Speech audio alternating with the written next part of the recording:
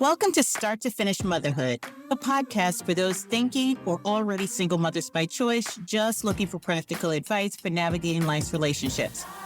When you decide to have children on your own, it doesn't mean that you're completely alone. I'm Aisha Jenkins, and I'm partnering with you every step of your journey. I'm here today with a lovely guest. You might not know this about me, but I am one of a few Black employees. I consider myself part of the Black Employee Welcoming Committee in my office that I work out of. I'm that person where if I see a Black face, I'm going to smile, I'm going to wave, I'm going to jump up to make sure that you know that you're welcome here. I work in tech, so still majority white spaces. And I feel that it is my business, my honor, my privilege to reach out and extend a warm welcome to new Black employees because I was one at one point in time, and it always felt nice to feel welcome and to know that there's somebody there who's walked in your shoes before. When I met our first guest in person, I was in my office, and when I heard that you were coming to visit my regional office, I was so excited. You were coming to give a talk, and I knew that I needed to be there. So I made an appointment on my calendar to make sure that I was there. I was a little bit late getting to the room, so I didn't get a front row seat, but I got probably like a third row seat. And so it's just like, I was so excited. And I'm not even sure if I registered to you when you were giving the presentation. And I was just smiling, and I was so happy to see you there. I was so proud that you were there because it's a rarity in the niche market that we're in. It's a STEM profession. It's the highest level in our company. And to have you there representing, and I hate to put that pressure on Black women, but it felt like my sister was representing, and I was just like, I need to be there for it. So today I have with me Dawn Wright.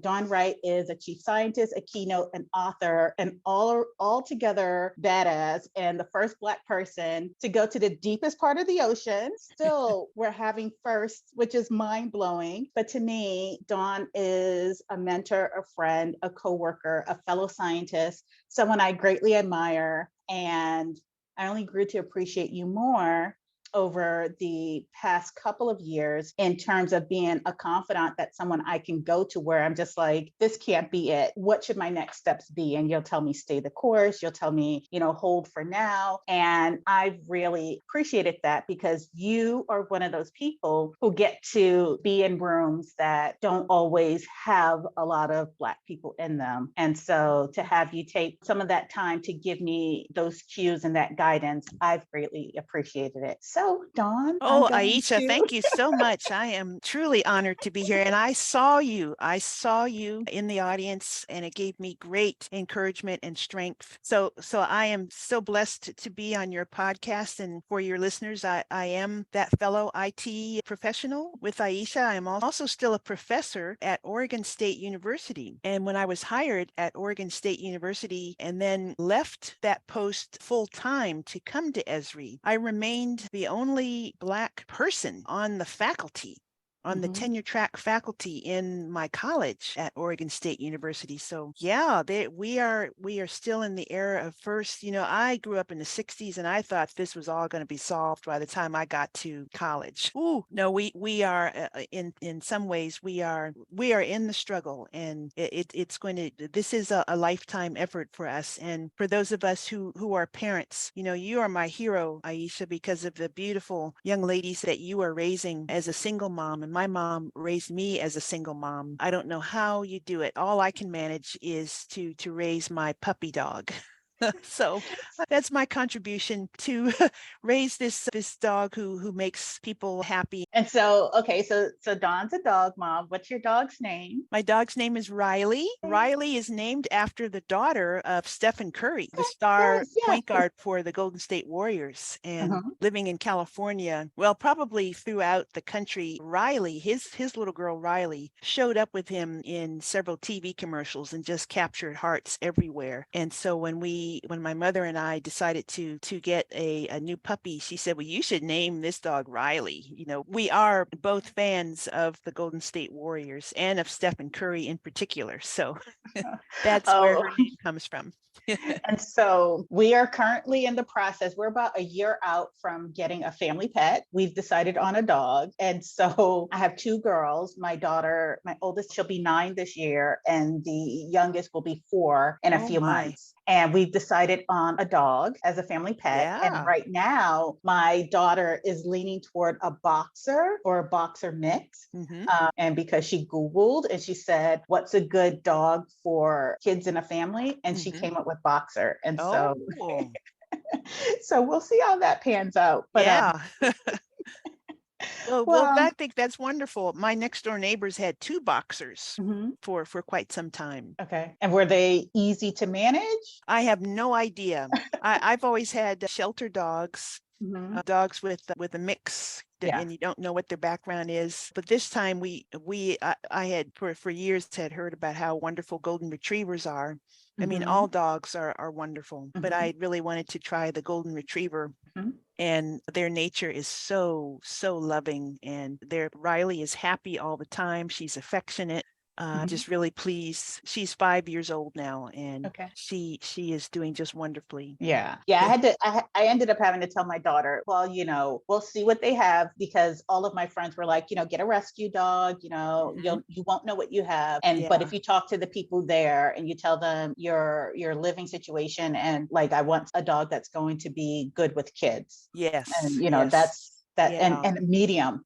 My daughter Uh-huh. said, I can't get a small dog and she wants a large dog. And I said, it's going to be a medium dog. Yeah. So Maybe that's as something around far. 40 or 50 pounds, Yeah, maybe. yeah, Yeah. yeah. So so that's where we are. I will keep you posted on how the dog situation evolves. But the reason why I brought you on today was, yes, I definitely want to come back to the evolution of your career, how you got to go to the deepest part of the ocean. But I did want to talk about your mom. So this is the Mother's Day episode. And let me take a step back. To get on my parenting journey was not an easy decision for me to make, but I'm here, and I did it, and I did it intentionally as a single mother by choice. And once the children arrive, you get a second chance at one, reliving a childhood. You get a second chance at being a human being in society and how you want it to go and what legacy. So legacy is a big part of my parenting approach.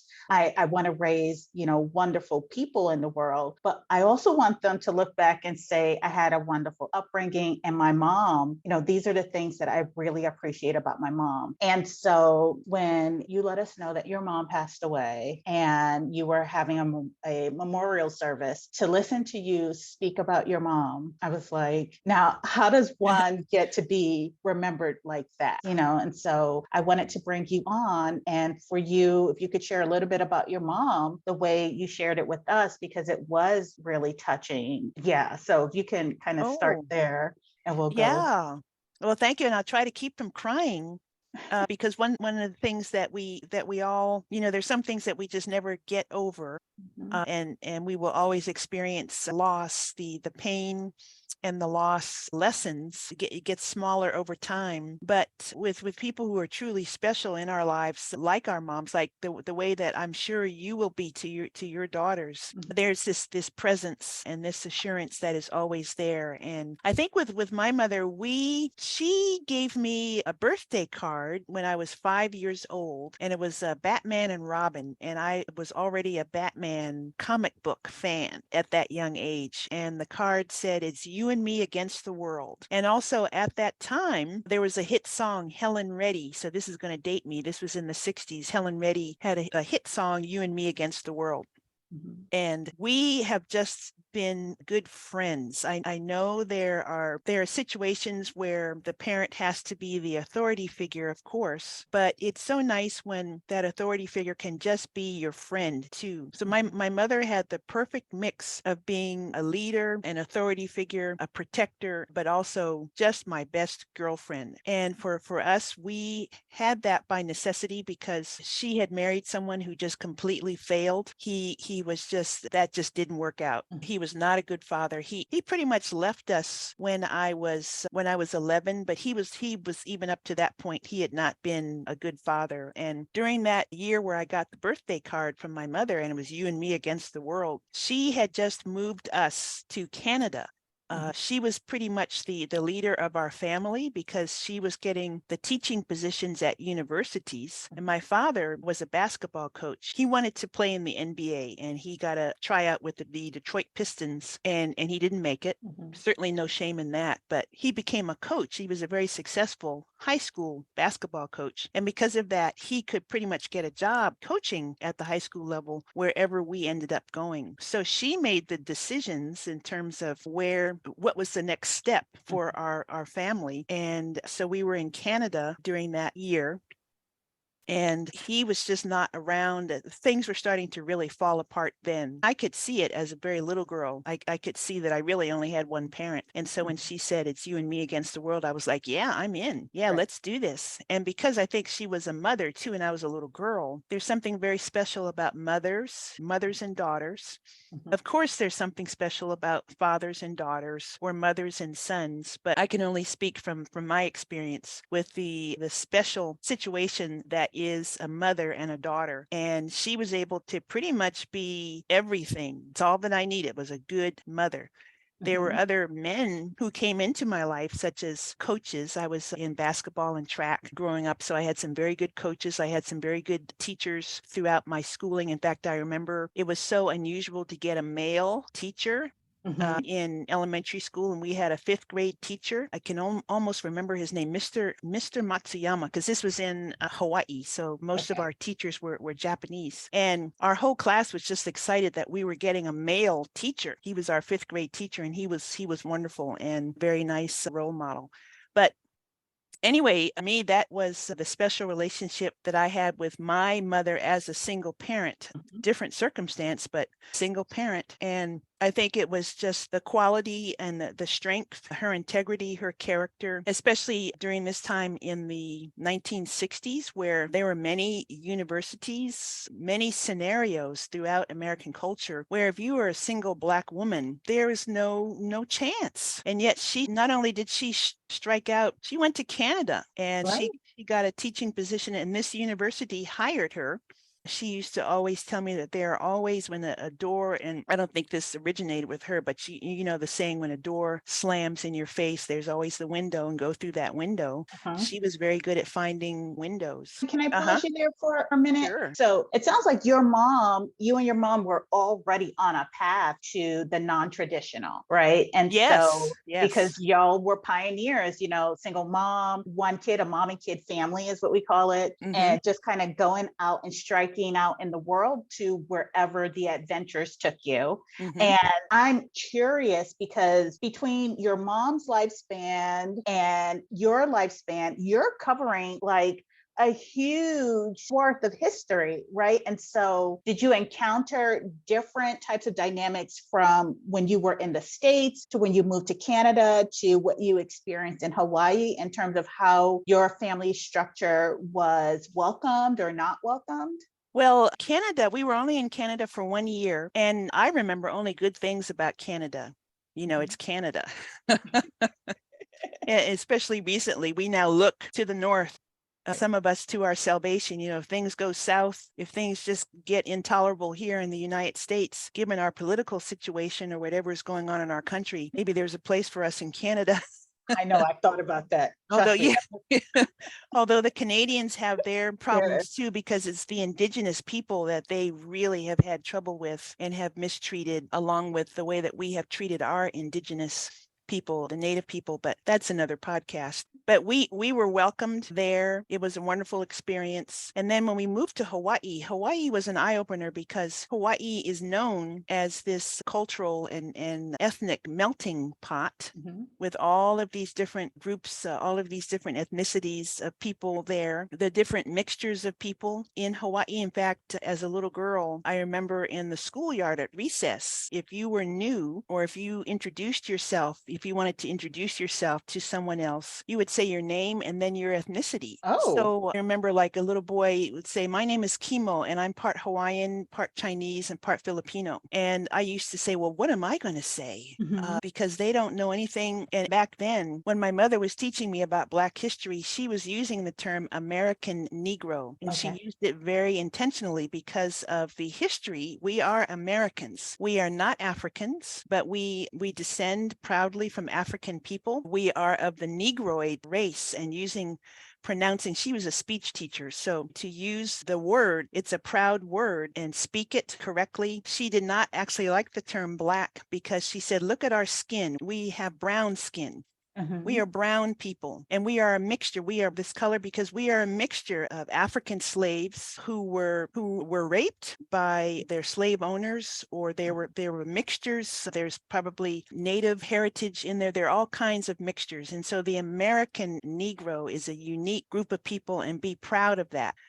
So that's how I introduced myself. I said, my name is Dawn, and I'm part American Negro and part Indian, because we were trying to research background for a little bit. And we can only go back to my great grandmother's time, and only on my mother's side.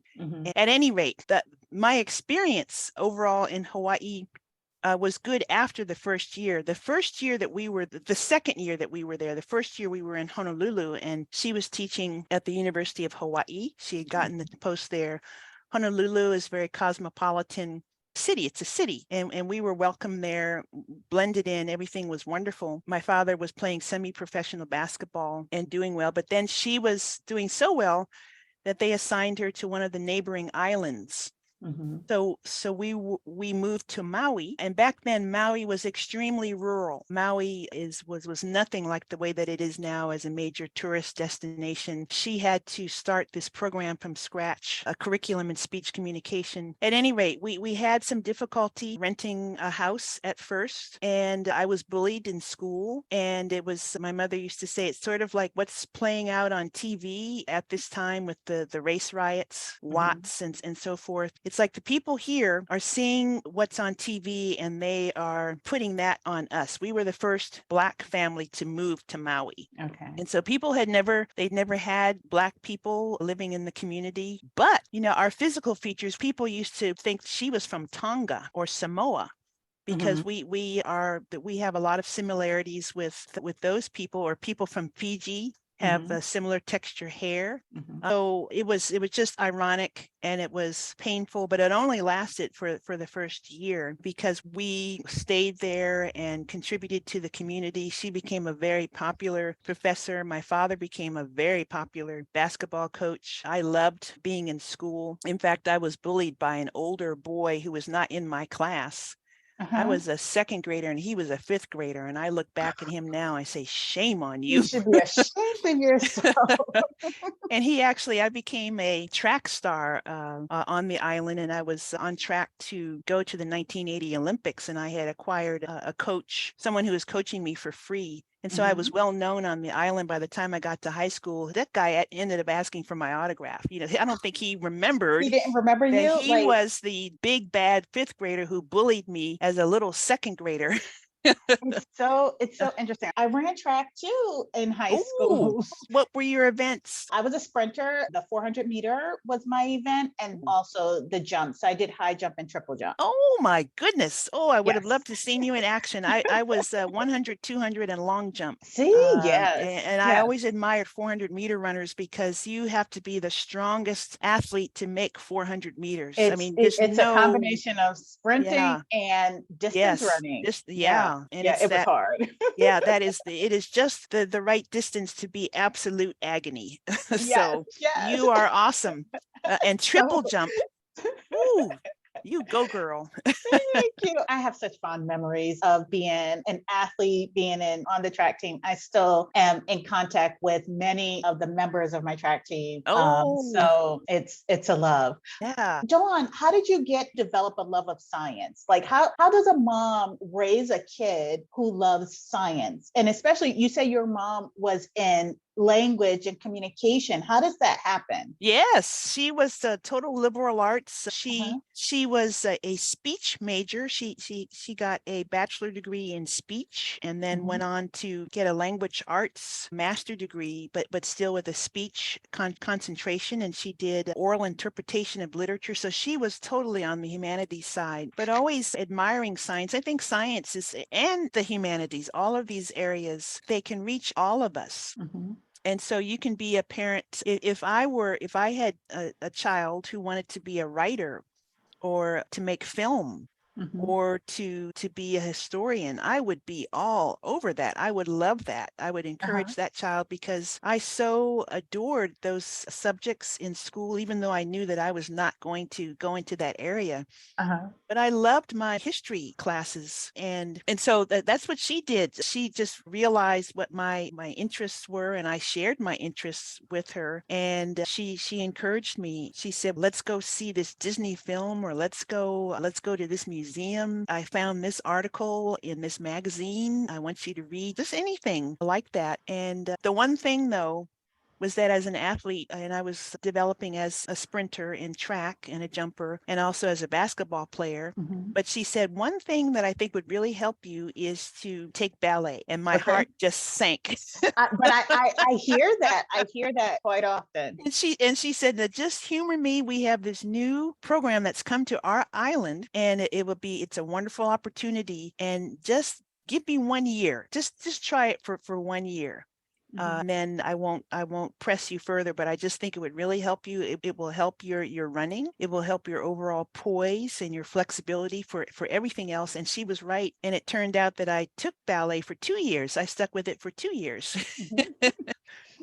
But other than that, she was completely behind me in everything that I was interested in, including my growing interest of oceanography, because living in Hawaii, the ocean, of course, is all around you and you can explore and it's just there. And so I love doing a lot of swimming and body surfing and collecting of rocks and shells. And we would go to Kala, which is the national park on the island, visit that volcano. But during that time, the undersea world of Jacques Cousteau was pretty much on every television screen every Sunday night. You know, that was during the days when there were only 3 networks. And the whole country was unified in a way. It was really nice. The whole country was unified. We were getting the same news sources, the same 3 networks. There was no internet to speak of. There were no streaming. There was not, of course, nothing the way that it is today. But I was very enthralled with the undersea world of Jacques Cousteau, and I said, well, I want to do that. If there's a way to study the ocean, I would love to do that. So I'm going to try to find out how it's possible to do that. And over the next few years, Jacques Cousteau is not a scientist. He was really an underwater photographer and also a conservation activist. And he also invented scuba. So he was an engineer. And I really did want science. I loved science in school, along with all the other subjects, but I really loved science. And so that at age 8, I said, I want to become an oceanographer. So all right. So funny you say that, because when I was doing my undergrad, I was a biology major, chemistry minor. And one of the electives that I took was limnology, study of benthic ocean environments, right? And so some of my fondest memories is going out on Lake Erie, Presque Bay on the kayaks. We were gathering water samples to come back and look at the algae and the plankton and all of that stuff under the microscope. So I'm a city girl. I'm from New York. Right, originally. So kind of going that far north for school and being in that type of environment was totally different. But similar to you, I think I've always wanted and gravitated toward the sciences just out of curiosity. And funny, you mentioned rocks. I'm like, I was cringing because I was like, that phase never ends. Like, you're an adult, kids go through a stage where they are rock and stick collectors. And my and so, you know, in my parenting groups, we ask, when will this end? And you're telling me never. No, I've got rocks on some rock samples on my shelf here. That's well, at least they start going into your pockets and not mine. Yes. Okay, so take us through from 8, you knew that you had a love for sciences. Jacques Cousteau helped you to further refine that vision for yourself. Can you tell us how, talk a little bit about college, but also how did you get to the deepest part of the ocean? Oh, that's a big arc. I know. Well, let me see if I can lessen the distance. Mhm. Well, geology became a love of mine because I realized that, or I found out by actually sitting in a library, a real library, because my mother used to say, when you finish class, walk down the street to the library and wait for me there. That's a safer place for you to be, and it's a library, and I will pick you up. When I get off work, I will swing by the library, and that's where I will pick you up, because I would have to be at the library for an hour or so after school ended. So I couldn't just stay at the school. All the kids are supposed to be picked up right away. So I would walk safely a couple of blocks down the street to our local library, and I had an hour to kill. So I would go and read books about the ocean and also about going into space. And I would copy words that I liked, like atmosphere or octopus, that I just thought were cool words. I just copy them down into my little notebook, pretending to be a scientist, gathering data. I think that's what I was doing. And also reading about the great universities where you could go to learn about the ocean and become an oceanographer. So that's where I discovered that you major in geology or biology or physics or chemistry. And then with that degree in one of the basic sciences, you take that knowledge and you go to graduate school, and that's where you can find the best programs in oceanography. And it's still, in a sense, there are many places now where you can get a good bachelor degree in oceanography or marine science. But for a lot of people, that's still the way to do it. Major in one of the basic sciences, including now geography, and then you go to graduate school for the hardcore oceanography training if you're going to become a professional oceanographer. So I followed that path: a geology undergrad, an oceanography mess at Texas A&M, 3 years at sea as an ocean-going science technician on a drilling vessel, and getting to go all over the world. I had 10 expeditions in the Antarctic, the Indian Ocean, the Atlantic, and the Pacific. So that was a wonderful job. And then realizing that I wanted more schooling, so I went back to school and I did a PhD at UC Santa Barbara. And that's where the destiny with GIS was forged, because I learned about GIS there, and also ended up doing a sort of like a double major, but it was a blended degree in physical geography and marine geology, and focusing on mapping the ocean floor with GIS, which is very straightforward now. But back then in the early 90s, people were like, you're doing what? And then also linking up with some wonderful professors and lab groups in 2 departments, and getting an opportunity to dive in Alban as part of that. And so that background carried me through many years at Oregon State, but also as a professor, but also teaching GIS and having my own research lab, which was named Davy Jones Locker, because it was a lab about studying the ocean floor and doing GIS on the ocean floor. And all of my machines were named after pirates. The students loved it. The lab had all kinds of pirate posters and decorations. And anyway, that led me to Esri, because I was recruited as a chief scientist at Esri. And part of that recruitment came because I used to write letters to Jack Dangerman, the CEO of Esri, telling him how much better Esri's products could be if they were more amenable toward studying the ocean, especially if they had the ability to do 3D. Never got a response back. I never, but I was always involved with, there was a new SIG, special interest group, that was created at the Esri User Conference, focused on ocean GIS, that I quickly got involved in and sent my students to the user conference, published a couple of Esri Press books. I was really in the Esri family.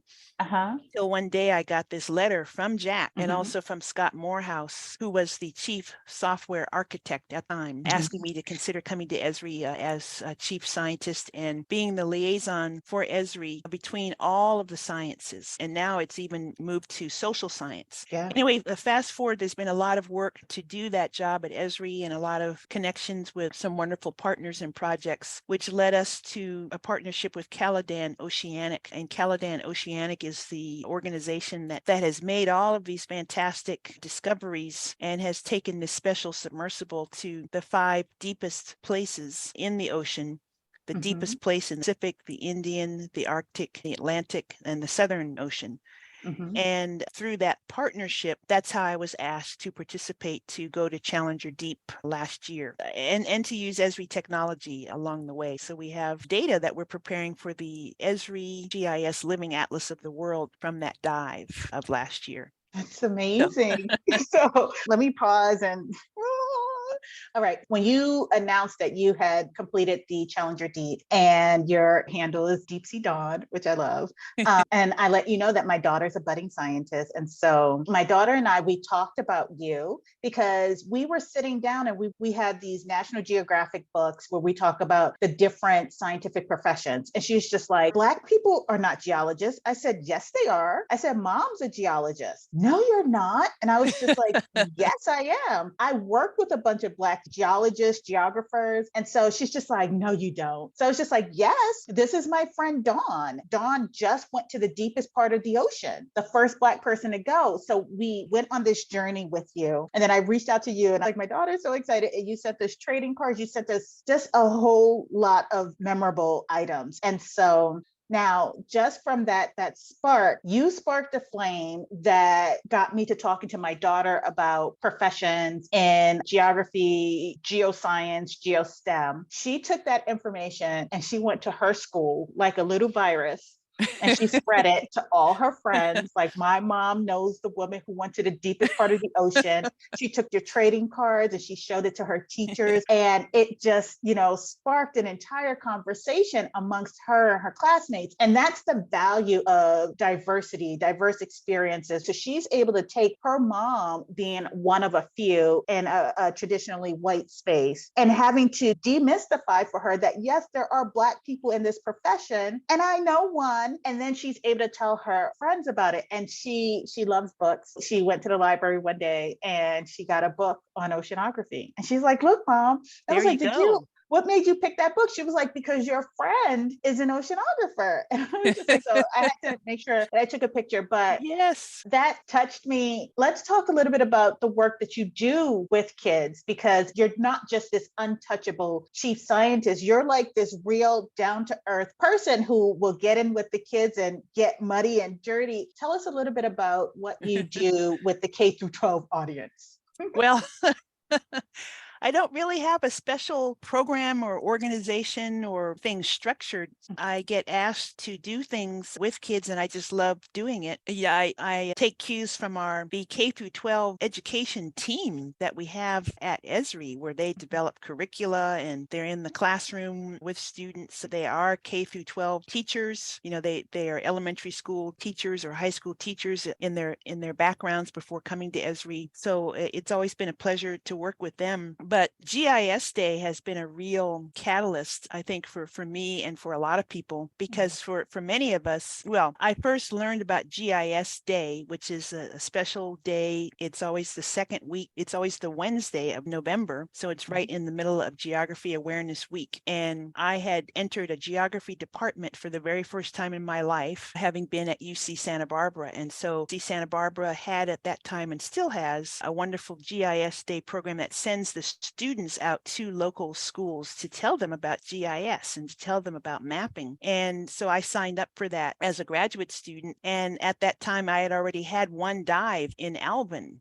submersible, which is famous. A lot of people know about Alvin because it was used to take the first photographs of the Titanic once the wreck of the Titanic was finally discovered in the 1980s. At any rate, so I had that to talk about and to tell the kids about the ocean and how you go to the deepest parts of the ocean and how you make maps of the ocean. And so for kids, that is like, they're going to be interested in that. I already have a winning topic. And then to bring them like the shrunken styrofoam cups, that gets a kid every time. And so I also had discovered that talking to fifth graders was my jam.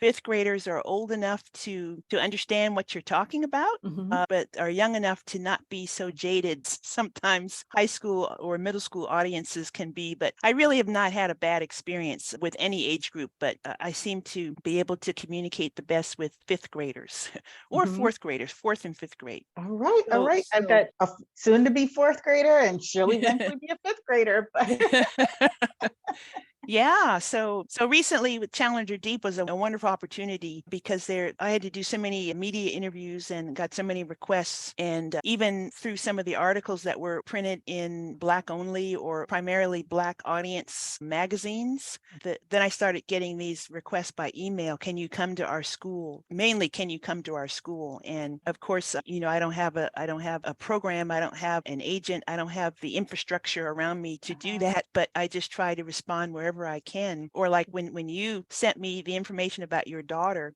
it's just little opportunities like that. And, send the trading cards and the stickers. And there's one little boy who wrote to me from New Mexico. He's in the National Society for Black Engineers Junior Club.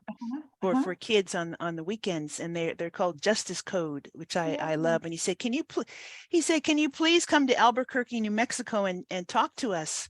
And I said, oh my gosh, I would love to come to Albuquerque, but I just can't. I don't have the bandwidth in my schedule, but I will do a Zoom. I'll do a Zoom session with you, and I'll tell you all about the dive. I'll show you the videos. We can do that as part of your Saturday club session. And then I'll also send you books and stickers and so forth. So I just use this little boy as an example because we now have sort of a relationship. He's written back to me and he's told me about going to a competition in Missouri, a science competition. He sent me a picture of all of the little children who went. They won 12 awards. Esri was there. Esri had a little career booth there, so he sent a picture, was all of them in front of the Esri booth. And, he has my email address now. I've told him he can reach out. There are a couple of little children who I have pen pal relationships with. So very sweet. Well, thank you for sharing that. It warms my heart. Last but not least, Dawn, you've been a first. I can't believe we're still in the era of having firsts for Black people, for Black women, for African Americans. What advice would you give for someone who finds themselves as a first or as an only in a space that they weren't expected to be at? How do you handle that? How do you carry that with grace and hold the door open for the next person to come? I'm trying to find the Bernice King quote, as in Martin Luther King's daughter, and I follow her on Twitter. And she said that this whole area of equity and getting our society to the place where these firsts are not firsts anymore, and that we don't have to, not that it's not great to celebrate first, like the first woman doing something or the first American doing something, or during my Challenger Deep expedition, we had the first 2 human beings go to this place in the ocean. I went to a place in the ocean. I was the 27th person to go to that place. I just happened to be the first Black person. But then we went to the Yap Trench where no one had ever been before. You talk about going to the moon. No one had ever been to this deep part of the ocean. So we sent the first humans. At some point, of course, we want to not have to catalog this anymore. But what Bernice King was saying was that we're in this for the long run. They went through the civil rights striving and unrest and all of that effort. And it was just one step. And here we are now with Black Lives Matter. I think this is a Trans Awareness Day for trans people. There's a long way to go. And this is something that has been hard for me to learn. I'm 62 years old now, and I think I've finally gotten it, that we have to realize that this is for the long run. You have to be in this for the long game, and you have to be willing to, in some ways, to sacrifice and to lay down your life so that others can use that life as a stepping stone, and then they will have to be in the long game. Hopefully it's not as long, but I think you have to embrace that. So, and you have to not tire. We may be constantly asked, like after the Challenger Deep thing, I was not prepared for all of the asks and all of the curiosity and all of the hate and vitriol that I got on social media from people who were, well, why is it such a big deal that a Black person went this way? Why do we have to care about that now? So I think it just takes a lot of grace and a lot of patience And there's a lot of joy that comes with it too, like these little children that I've met, or like your story with your little girl. Those things would never have been a part of my life had I not been in this situation of being first. Or any of us, those of us who are women in IT, Black women in IT. Lord have mercy, Unicorns. as my grandmother used to say. This is really the long haul. Well, Dawn, thank you so much for joining me. Where can my listeners find out more about the Challenger Deep? I know they can follow Deep Sea Dawn hashtag. Where can they find out more about your journey to the deepest part of the ocean? Well, I would say for an easy address, there is esriurl.com/challenge accepted.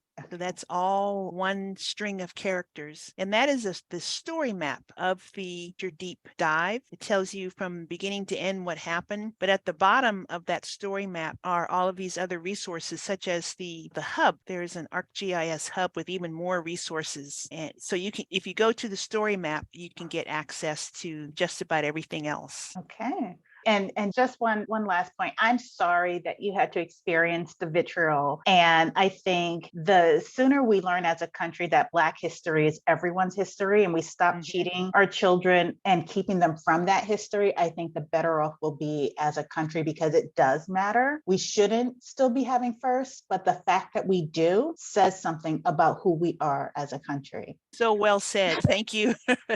So thank you, Dawn. Thank you for coming on and taking the time. Thank you for sharing about your mom and your career journey. Thank you for being my friend and mentor. Thank you so much.